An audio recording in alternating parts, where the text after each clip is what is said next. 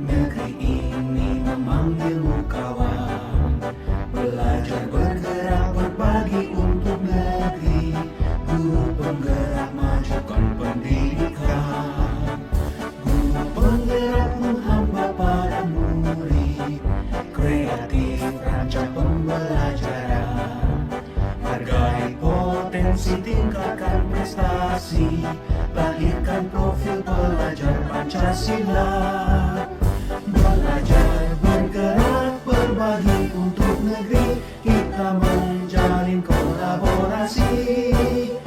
Belajar bergerak berbagi untuk negeri, demi bakti pada Ibu Pertiwi.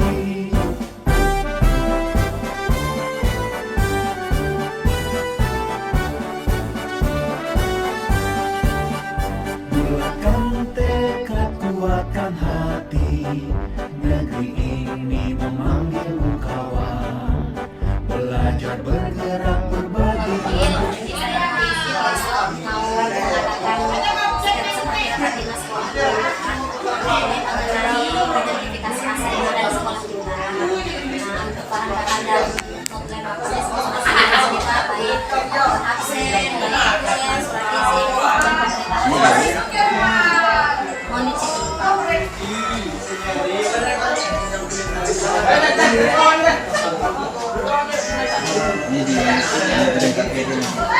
Ya Pak, rencana nanti ada tindak lanjutnya juga Pak. Sesudah rapat kita sekarang itu nanti saya juga mau mengumpulkan anak-anak Pak untuk aset ini Pak, pembuatan aset. Sekiranya Bapak mengizinkan saya. Oke, silakan dilaksanakan dan apapun kegiatan yang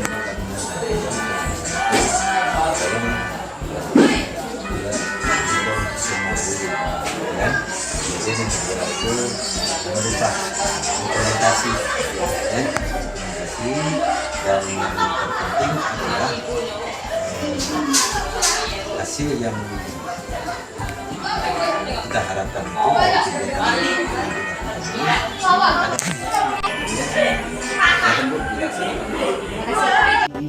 Negeri ini memanggilmu kawan, belajar bergerak berbagi untuk negeri. Guru penggerak majukan pendidikan, guru penggerak menghamba para murid, kreatif rancang pembelajaran, hargai potensi tingkatkan prestasi, lahirkan profil pelajar Pancasila. Belajar bergerak berbagi untuk negeri, kita menjalin kolaborasi. Belajar bergerak berbagi untuk negeri, demi bakti pada Ibu Pertiwi.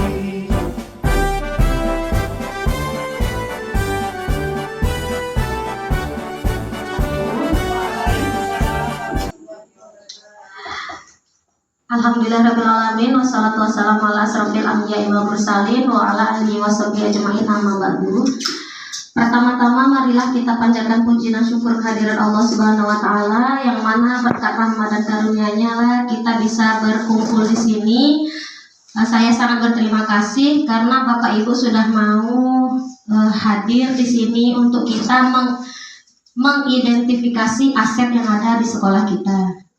Salawat dan salam tak lupa kita aturkan kepada junjungan kita Nabi besar Muhammad Sallallahu Alaihi Wasallam dengan lafaz Allahumma sholli ala Sayyidina Muhammad wa ala ali Sayyidina Muhammad, yang telah dengan bersusah payah membawa kita dari alam jahiliyah menuju ke alam yang penuh dengan pendidikan seperti yang kita rasakan saat ini. Yang terhormat Bapak Kepala SMP Negeri 29 Kabupaten Tebau, yang terhormat Bapak Ketua Komite SMP Negeri 29 Kabupaten Tebau, yang terhormat Ibu Sekretaris Komite SMP Negeri 29 Kabupaten Tebau, yang terhormat Ibu Wakil Kepala SMP Negeri 29 Kabupaten Tebau, serta Bapak Ibu tenaga pendidik dan tenaga kependidikan yang berbahagia. Langsung saja, tidak panjang lebar, hari ini saya meminta waktunya sedikit untuk kita bersama-sama belajar berbagi ilmu mengenai identifikasi aset yang ada di sekolah kita. Apa itu aset? Nah, seperti pertemuan kita yang lalu, saya sudah menyampaikan bahwa salah satu ciri-ciri pembentukan visi yang baik itu adalah aset. Jadi visi sekolah itu kemarin sudah saya sampaikan sebelumnya, sudah kita sama-sama pelajari bahwa untuk membentuk visi itu ada 3, harus ada profil Pancasila, profil pelajar Pancasila, harus ada asetnya, dan harus tergambar bagaimana cara pelaksanaannya. Nah, jadi untuk mencapai visi itu kita harus tahu apa aset-aset yang ada di sekolah kita. Nah, apa itu aset? Sebelum kita mengidentifikasinya, kita harus tahu dulu aset itu apa sih. Aset itu kalau dibendakan, nah aset itu jika dibendakan, nah aset adalah suatu yang bisa difungsikan untuk diberdaya gunakan, potensi yang ada. Nah, jadi aset ini nanti kita himpun. Jika dalam IPA itu sekolah kita ini adalah ekosistem, dan aset itu nanti ada aset biotik dan aset abiotiknya. Nah, biar tidak mengantuk dan lebih jelasnya akan saya tampilkan di flipbook saya ini.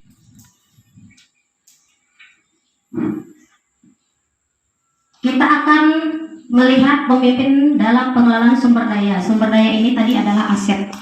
Nah, ini tadi yang saya bilang, bahwa aset itu kita ini adalah sebagai sekolah itu adalah ekosistemnya kalau di IPA. Jadi kita ada suatu ekosistem, dan di dalam ekosistem itu ada komponen biotik dan abiotiknya. Nah, aset juga begitu. Aset itu ada yang biotik, yaitu yang hidup, contohnya murid, guru, tenaga kependidikan, pustakawan, penjaga sekolah, itu adalah aset biotiknya. Dan masih banyak lagi. Lalu ada aset abiotiknya. Abiotiknya ya bangunan. Pendekatan, nah ini yang wajib saya sampaikan. Yang pertama yaitu pendekatan bagaimana kita memanfaatkan aset ini. Nah, memanfaatkan aset ini melalui 2 pendekatan. Pendekatan yang sering kita lakukan di suatu sekolah yaitu pendekatan dengan berbasis kekurangan atau masalah, atau bahasa Inggris deficit based learning. Nah, padahal yang wajib kita lakukan itu adalah pendekatannya harus berbasis aset atau kekuatan. Bagaimana yang sering terjadi di sekolah? Contoh yang menggunakan kekurangan atau masalah. Sering kita gini, bagaimana ya kita malah duha, musola aja nggak ada. Bagaimana saya mau mengajar menggunakan Quizizz, anak-anak tidak punya HP. Bagaimana saya mau menggunakan media pembelajaran, WiFi aja kita nggak punya. Nah, selalu kayak gitu. Kita itu selalu menganggap sesuatu itu dari masalahnya. Padahal kita itu yang harus kita lakukan adalah pendekatan itu yang berbasis kekuatan atau aset. Bagaimana dengan aset yang kita tidak punya tapi kita berpikirnya itu positif seperti ini. Biarlah mikroskop tidak hadir dengan masalah yang ada, tetapi gunakanlah kekuatan aset walaupun sederhana, tetapi kita bisa berdaya guna gitu. Jangan selalu kita menganggap masalah saja yang ada, tetapi kita tidak bisa memakai aset yang ada pada diri kita. Selanjutnya, nah ini tadi kalau pendekatan berbasis masalah tuh selalu kita tuh memandang tuh yang salahnya saja, kurangnya saja, tidak pernah kita melihat itu sesuatu tuh dari kelebihannya. Padahal banyak kok kelebihan kita, walaupun nggak ada wifi, tapi kita bisa, walaupun nggak ada wifi kita masih bisa membeli pulsa, walaupun kita nggak bisa memperlihatkan mikroskop ke anak, kita bisa menampilkan video pembelajaran mengenai mikroskop. Walaupun nggak bisa kita ajak anak-anak sholat duha bersama.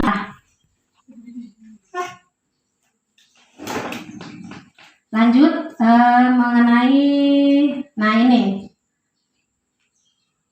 Lalu siapa sih yang bisa menjadi pemimpin dalam sumber daya tentang aset kita? Nah, kita, ini adalah kita. Jadi kita itu harus menjadi seorang yang mampu menjadikan sumber daya yang ada itu bermanfaat dan menunjang proses pembelajaran dan pengembangannya di sekolah. Jadi kita wajib menggunakan sumber daya atau aset yang ada di sekolah itu. Agarnya hari ini kita akan memetakan aset yang ada di sekolah kita. Aset itu terdiri dari 7. Ini ada 7 yang sudah saya buatkan. Ada aset berupa manusia, aset berupa agama dan budaya, aset politik, aset sosial, aset fisik, finansial, dan lingkungan alam. Jadi nanti kita bersama-sama akan mengidentifikasi aset manusia ini yang ada di lingkungan kita itu siapa saja. Aset agama dan budaya yang ada di lingkungan kita, di lingkungan sekolah kita apa saja. Politiknya, sosial, fisik, finansial, dan lingkungan alamnya. Seperti itu. Nah, ini adalah tugas saya secara mandiri. Nah, sekarang tugas saya adalah mengajak Bapak Ibu semua untuk mengidentifikasi asetnya. Kalau saya sendiri sudah saya identifikasi. Nah, sekarang saya ditugaskan mengajak rekan guru beserta komite, dan nanti juga akan mengajak murid-murid untuk mengenal aset yang ada di sekolahnya. Jadi untuk saat ini kepada Bapak Ibu dulu dan komitenya. Contohnya saya modal manusia. Apa contohnya? Nah, pemanfaatannya, guru diberi ruang untuk mengembangkan dirinya, siswa diberi ruang untuk mengembangkan bakatnya. Seperti itu. Kalau modal sosial, sekolah kita membangun kerjasama dengan perusahaan untuk kegiatan siswa. Walaupun belum, kedepannya itu yang akan dimanfaatkan. Dan seterusnya. Ini memang belum ada labor matematika, tapi kedepannya inilah di saat kemarin saya disuruh bermimpi, saya ingin bermimpi itu saya punya labor mini matematika. Jadi hasil karya anak nanti tidak terbuang sia-sia. Karena kita punya modal fisik, sayang ada ruangan di ruang perpus itu yang tidak terpakai. Nah, nanti jika kedepannya saya sudah menjadi guru penggerak dan programnya sudah jadi, saya ingin membuat labor matematika mini. Tidak hanya labor matematika mini, jika nanti ada bahasa Indonesia mau bergabung, berkolaborasi juga boleh kita buat lab mini MIPA, bukan MIPA, matematika dan bahasa itu bisa bahasa Inggris juga, terserah, yang penting kita ada labor mini untuk agar seperti karya-karya anak itu tidak terbuang sia-sia.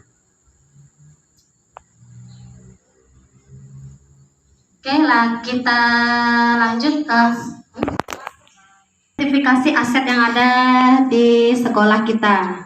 Untuk yang pertama, modal, ada 7 tadi aset yang ada di sekolah kita. Ada modal manusia, modal sosial, modal fisik, lingkungan alam, politik, agama, dan finansial. Nah, modal manusia, menurut Bapak Ibu nanti ini sebenarnya sudah saya buatkan terlebih dahulu, nanti tinggal kita sama-sama mengidentifikasi ini cocok nggak di sekolah kita. Kalau tidak cocok, kita ganti yang lain. Kalau memang tidak ada, berarti kita tinggal hapus. Modal manusia, kepala dinas, cocok nggak? Ada nggak kepala dinas kita yang menaungi kita, Bapak Ibu? Ada, berarti pas ini kepala dinas ya. Pengawas sekolah, ada. Guru dan teknik tentu ada. Nah, sekarang yang saya perlu itu, gurunya jumlahnya berapa? Ibu Bapak tenaga Bapak TU bisa menyebutkan berapa jumlah gurunya? 17.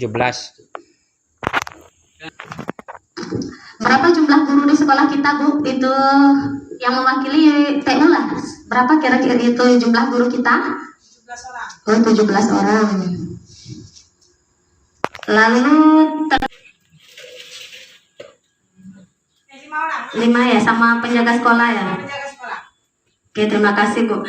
Komite sekolah kita banyak, tapi ada kan komite kita punya komite kan? Punya. Orang tua dan wali adalah modal manusia kita juga. Lalu murid, nah tokoh ada. Kalau kita ini ada nggak penggiat seni? Penggiat seni misalnya seni reog, seni yang ada di lingkungan kita. Iya, lingkungan sekolah kan sini ada batu beduk atau pembuat, pokoknya kerajinan khas yang tradisional. Kalau tidak ada kita hapuskan. Ini kemarin apa? Bukan. Kerajinan ini lebih terciri kerajinan tangan gitu. Batik misalnya, atau buat apalah keramik gitu. Kalau nggak ada kita hapuskan. berarti tidak ada, hanya penggiat seni. Dokter ada, bidan, tenaga kesehatan, pengajar bimbel. Ada nggak di sini pengajar bimbel? Ada. Enggak di lingkungan sekolah kita. Lingkungan masyarakat juga nggak apa-apa. Ada. Ada nggak selain ini yang bisa kita tambahkan? Misalnya ada yang lain boleh ini mengidentifikasi. Nah, aset-aset ini nanti kedepannya akan kita ajak untuk bekerja sama di sekolah kita mencapai visi sekolah kita seperti itu. Kira-kira masih ada nggak aset manusia yang bisa kita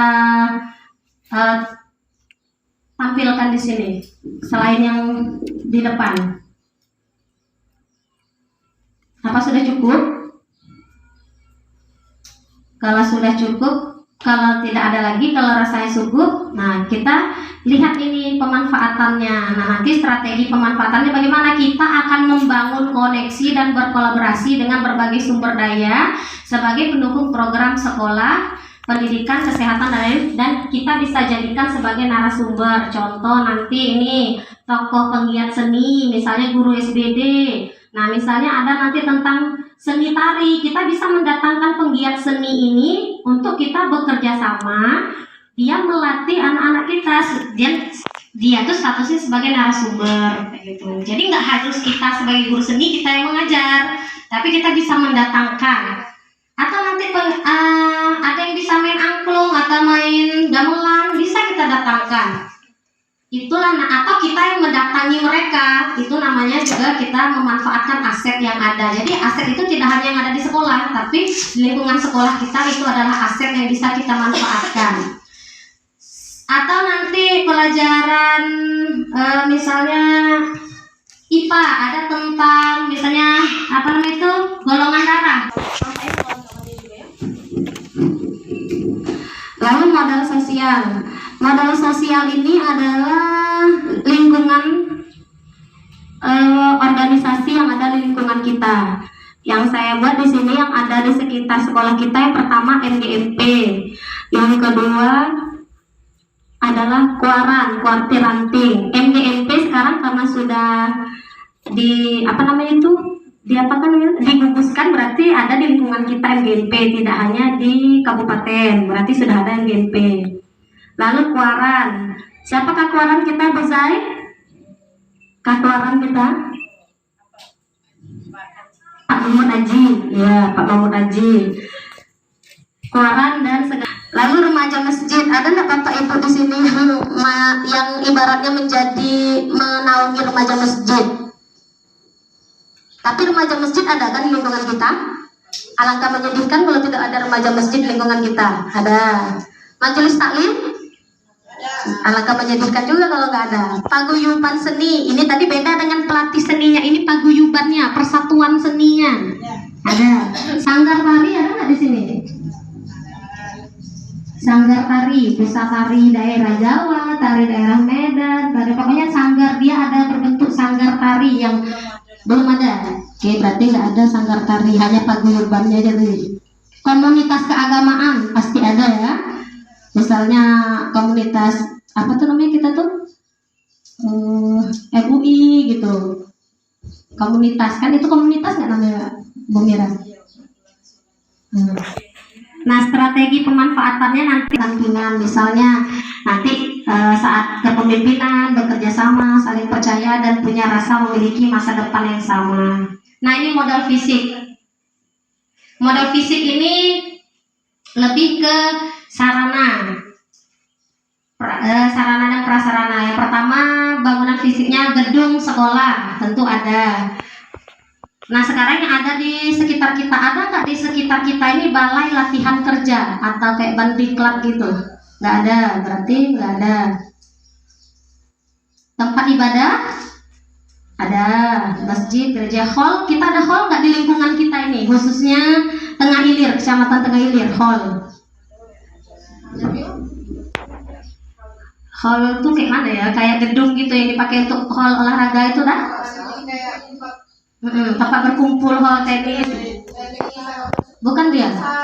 Nggak ada hall kita ya? Oh, PLK ada banget. Itu balai latihan kerja, itu pertanian yang punya ada. Ada. Oh, ada ya balai Dibawa pendidikan formal tuh. Ada ya, balai latihan kerja ada itu Bu Mira. Ada. BLKA, balai latihan kerja. Ada. Kalau hall tadi tidak ada. Hall. Lapangan futsal? Ada nggak sama anak-anak itu ibaratnya nyewa lapangan futsal? Ada bagus? Ya ada. Kalau berenang? Ada nggak kalau berenangnya? Sungai. Kalau berenang nggak ada ya kita ya. Zati tanya ke Zati yang Rina tuh. Lapangan olahraga seperti lapangan tenis, lapangan sepak bola ini pasti ada. Lalu kalau infrastrukturnya proyektor kita punya, komputer punya, wifi punya, sarana air bersih, pasokan listrik dan air semuanya ada. Alhamdulillah. Lanjut. Strateginya nanti aset yang ada itu tadi kita jadikan sarana dan prasarana pembelajaran, sarana pendukung pembelajaran, jalur komunikasi, dan sistem air. Nah ini modal lingkungan tadi. Nah modal lingkungan ini kita punya nggak taman sekolah? Walaupun hanya sedikit, ada nggak taman sekolah kita? Ada. Taman di sekitar kelas termasuk taman sekolah. Sungai ada nggak sungai di sekitar kita? Ada ya. Hewan? Ada lah. Kita ada sapi, kerbau, kambing di lingkungan kita ada semua hewan, tanam-tanaman, tanah, material bangunan yang bisa digunakan kembali, seng, pecahan bata, kayu, resplang. Kita kan baru sudah apa namanya itu rehab. Seng kita gunakan untuk rumah penjaga sekolah kemarin, pecahan bata masih bisa digunakan. Nah, suasana lingkungan yang menjadi ciri khas sekolah kita ini harus diisi. Suasana yang bagaimana kita yang ada di sekolah kita? Apakah rindang? Apakah gersang? Apakah dingin? Bagaimana suasana lingkungan yang menjadi ciri khas sekolah kita, Bapak Ibu? Panas ya? Panas. Gersang berarti? Apakah gersang? Tapi sepertinya tidak terlalu gersang. Gersang berumput. Nah, apa ciri khas sekolah kita? Ini wajib dipasang. Wajib itu nanti terang, gersang. Enggak gersang-gersangnya ya? Apa jadinya ciri khasnya? Sejuk, rimbun, rindang.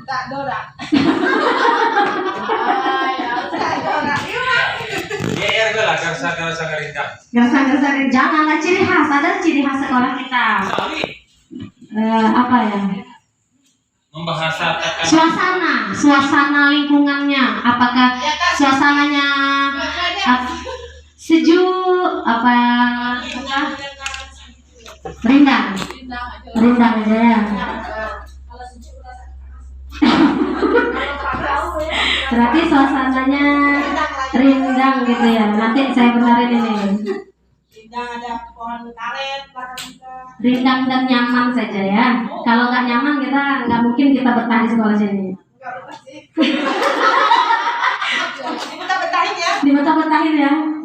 Lanjut. Tolong rekam yang sudah.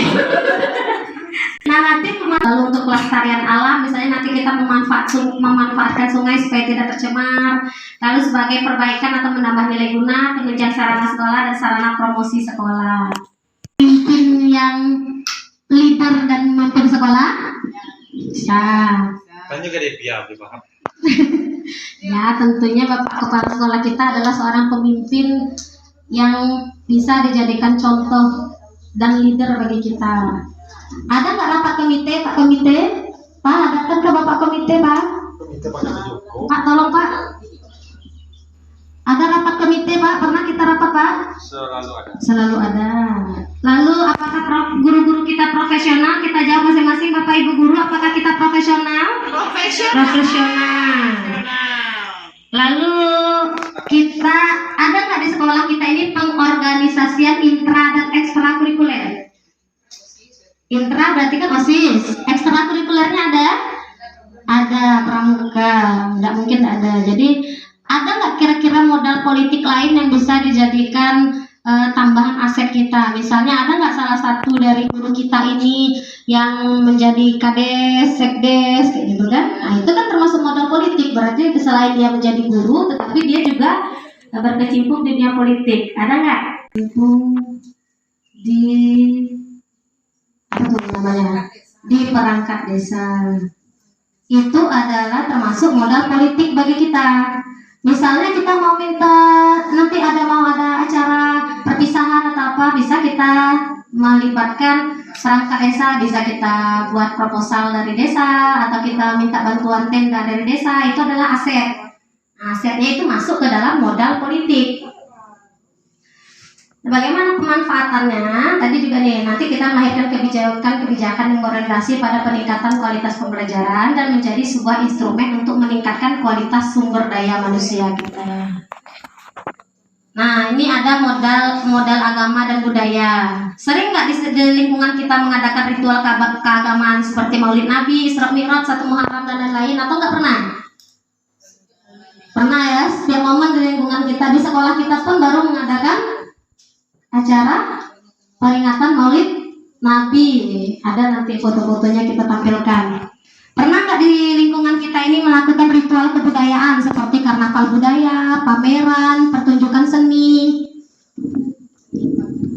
Enggak. Kalau kita ada nggak misalnya menampilkan yang kayak orang main-main kuda lumping itu kan termasuk pertunjukan seni.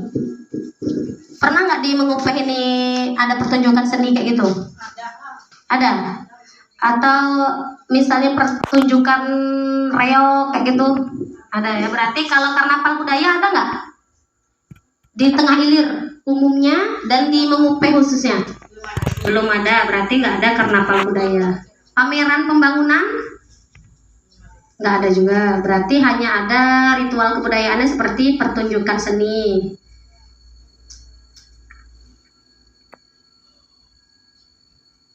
Nah, ini strateginya nanti sebagai peluang untuk menunjang pengembangan perencanaan dan kegiatan bersama, mengintegrasikan perilaku individu dan sebuah komunitas dan lingkungan. Yang terakhir, modal finansial. Nah, modal finansial kita kan pakai dana BOS. Jadi kita ada APBN, tentunya APBD, kita punya dana komite. Ada? Masuk nih tabungan siswa. Ada anak-anak yang menabung di Bapak Ibu guru di sekolah kita? Pernah ada? Oke, nggak apa-apa. Kewirausahaan, ada nggak anak-anak kita yang berdagang? Berdagang atas nama sendiri, bukan dagangan orang tua. Misalnya dia membuat kue, dia dagangkan. Ada nggak di lingkungan kita? Sekarang ada, tapi ada nggak di lingkungan kita anak-anak yang seperti itu? Ya, misalnya baik dia itu alumni kita, ada lah ya, berarti ada. Nah, ini nanti misalnya kita nanti ada temu alumni, ini bisa kita undang kewirausahaan. Jadi dia sebagai contoh bahwa anak-anak ini tidak harus selalu kedepannya yang kerja kantoran, tapi dengan berwirausaha dia bisa sukses juga. Nah, sampai di sini ada nggak Bapak Ibu yang ingin bertanya? Tanyalah satu dan satu biar Tadi di bagian politik itu ada guru selaku perangkat desa. Dalam undang-undang Perdes itu seorang yang sudah bekerja perangkat desa itu sudah boleh merangkap menjadi seorang guru karena memakan sumber dana APBD yang sama. Itu dalam Perdesnya tidak diperbolehkan. Oh, berarti tidak diperbolehkan. Nah, apakah kalau dia di lingkungan sekolah dia menggunakan APBN kan tidak? Dia kan tetap tidak dalam. Tapi dana BOS bukan APBD, APBN. Artinya gini, jadi Pergub itu tidak boleh perangkat desa itu mempunyai dua jabatan. Oh gitu. Kalau yang setahu saya, kalau dia itu gurunya itu digaji oleh pemerintah daerah, itu nggak boleh. Misalnya guru kontra itu gajinya tetap dari daerah, itu memang ada slip gaji dari daerah, yang menggaji itu daerah. Tapi kalau dia guru honor, nah itu kan yang menggaji bukan daerah, sekolah, karena biaya operasional sekolah. Nah dia udah dana itu dari daerah tapi untuk sekolah. Nah sekolah itulah yang menjob-jobkannya seperti itu setahu saya. Tapi kalau untuk lebih jelasnya nanti kita bisa lebih, ada nggak yang tahu selain itu, ada nggak yang berpendapat lain? Ya saran ini. Tapi kan tidak apa-apa, bagus jadi ilmu pengetahuan untuk kita juga kan. Nah, karena Bapak Ketua Komite sudah mengatakan sedemikian, berarti Pasar bandinya kok copot. antara dua, apakah pasar banding jadi copot atau ini modal politiknya berarti kita hapuskan, nggak boleh guru jadi berkecimpung. Nggak usah ya. Saya sebenarnya tadi mau motong, emang karena tak bertanya kan jadi silakan bola buat Bu Devi. Ya. Kecimpung di acara kedesaan mungkin apa udah. Ya, ini modal politik itu ibaratnya kita ini ada unsur politiknya gitu. Misalnya kepemimpinan personal kan politik, rapat komite itu kan politik, keprofesionalan guru, pengorganisasian. Nah, seperti kayak desa itu kan ada unsur politik. Jabatan kepala sekolah atau jabatan politik? Iya, jabatan politik, makanya masuk gitu.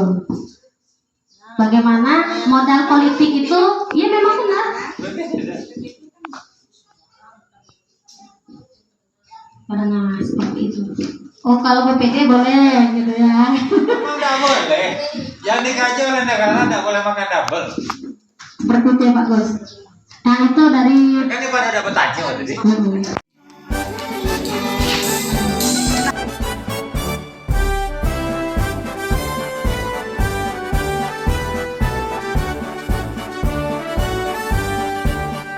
Bulatkan tekad, kuatkan hati. Negeri ini memanggilmu kawan. Belajar bergerak berbagi untuk negeri. Guru penggerak majukan pendidikan. Guru penggerak menghamba pada murid. Kreatif rancang pembelajaran. Hargai potensi, tingkatkan prestasi. Lahirkan profil pelajar Pancasila. Belajar bergerak berbagi untuk negeri. Kita menjalin kolaborasi.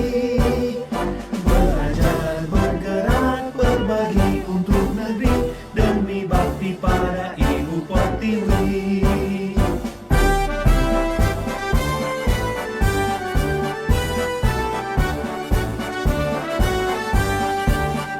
Bulatkan tekad, kuatkan hati. Negeri ini memanggilmu kawan. Belajar bergerak berbagi untuk negeri.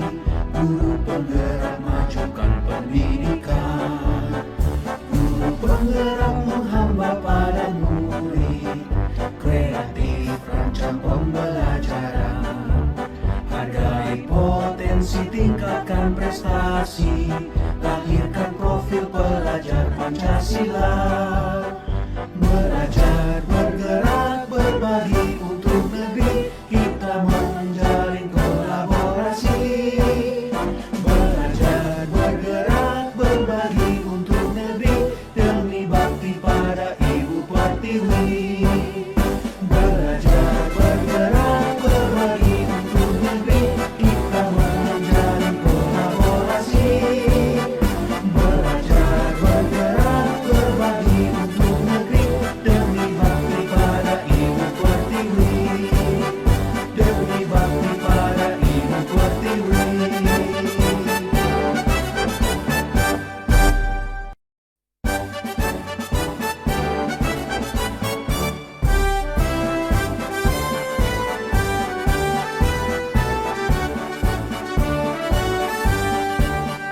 Bulatkan tekad, kuatkan hati. Negeri ini memanggilmu kawan. Belajar bergerak berbagi untuk negeri. Guru penggerak majukan pendidikan. Guru penggerak menghamba pada murid. Kreatif rancang pembelajaran. Hargai potensi, tingkatkan prestasi. Lahirkan profil pelajar Pancasila.